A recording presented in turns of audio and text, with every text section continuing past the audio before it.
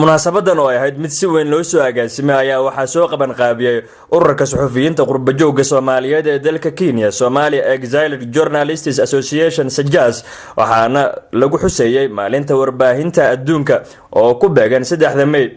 qaar ka mid ah wariyaasha ka soo qayb galay munaasabada ayaa si isku mid ah waxay u tilmaameen inay ugu faraxsan yihiin u dabaaldegidda iyo weynaynta maalinta madaxbannaanida warbaahinta caalamka waxaana ay sheegeen in Soomaaliya ay ka mid tahay meelaha ugu halista badan oo ay ka shaqeeyaan suxufiyiinta Soomaaliyeed. haddaba waa kuwan wariyaashan oo ka hadlaya dareenkooda. maalintan waa 3 May dabcan waa maalin mar kasta la xuso waa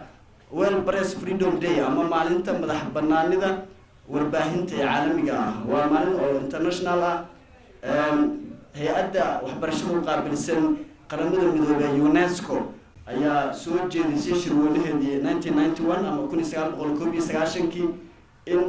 madaxbannaanida ama dadka xorriyatul qowlka u dooda in maalin gaar ah lagu maamuuso loo sameeyo laakiin shirweynihii golaha ammaanka ee 1993 ayaa lagu go'aamiyay in 3 May noqoto maalin u gaar ah warbaahinta amaba xorriyadda warbaahinta waxa loo yaqaano dhammaan wariyaasha iyo dadka ka shaqeeya warbaahinta iyo inta soo hoos gasho oo dhan waxaan leeyahay hambalyo maalinta madaxbannaanida warbaahinta adduunka. waxaan rabaa inaan halkan mahad iyo bogaadin uga diro qabanqaabiyaasha xafladan oo muujinaysa sida ay u midaysan yihiin saxafiyiinta ka howlgasha magaalada Nairobi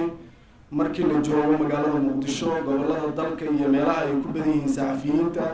waxaa laga yaabaa in siyaabo kala duwan oo kala qaybsanaan laga arki karo in loo xuso laakiin aad iyo aad baan ugu faraxsanahay saxafiyiintii magaalada Nairobi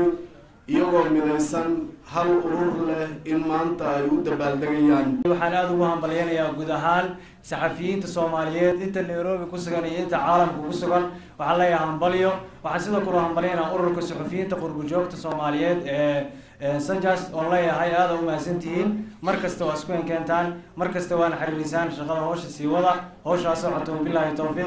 xorriyadda saxaafadda waxa la yiraahdo waxay leedahay xuduud meel ay ku dhamaatay leedahay wax iska furan oo mutlaq ah ma jiraan. arrinta social media aad iyo aad ay u badan tahay Facebook-da iyo Twitter-ka maanta wax iska furan ah aad ba hadday looga dhawaajiyay laakiin waxa taas dheer wariyaal badan oo xirfadyahan ah oo mararka qaarkood u adeegsada dana gaar ah u adeegsada hawsha warbaahinta taas marka kaama saarayso in aad tiraahdo xorriyadda saxaafadda ama xorriyadda hadalku waa wax furan ama waxaan haystaa xorriyaddaas leh waa inaad ogaataa inay jiraan xuduudo ku xadidaya oo ay ka mid tahay akhlaaqdaada diintaada dadnimadaada dhaqanka iyo sidoo kale waxaa munaasabada hadal qiimo badan ka jeediyay gudoomiyaha ururka suxufiyiinta qurbajooga Soomaaliyeed ee dalka Kenya SAJAS Ustaad Maxamed Cismaan Xuseen New York waxaana uu u hambaliyay dhammaan wariyaasha Soomaaliyeed meel walba ay joogaan. maanta marka maalin muhiim bay u tahay warbaahinta caalamka meel kasta ay joogaan gaar ahaan haddii aan anagu Soomaali nahay si gaar ah noo taabanaysan maadaama dalka Soomaaliya uu kaalinta labaad kaga jira dalalka wariyaasha lagu dilo marka in maanta oo kale aan isku nimaadno adduunyada aan la hadalno u sheegno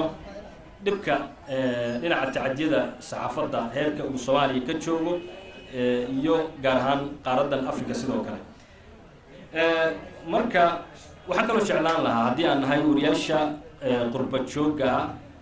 dalkan Kenya ku midaysan ururka SAJAS la yiraahdo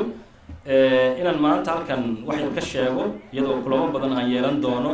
sanad kasta marka la gaaro xilligan oo kale ayaa magaalada Nairobi ee waddanka Kenya waxaa lagu qabtaa xuska maalinta warbaahinta adduunka. Cumar Cabdi Xasan Cumar Caaqil telefishinka qaranka Soomaaliyeed Nairobi.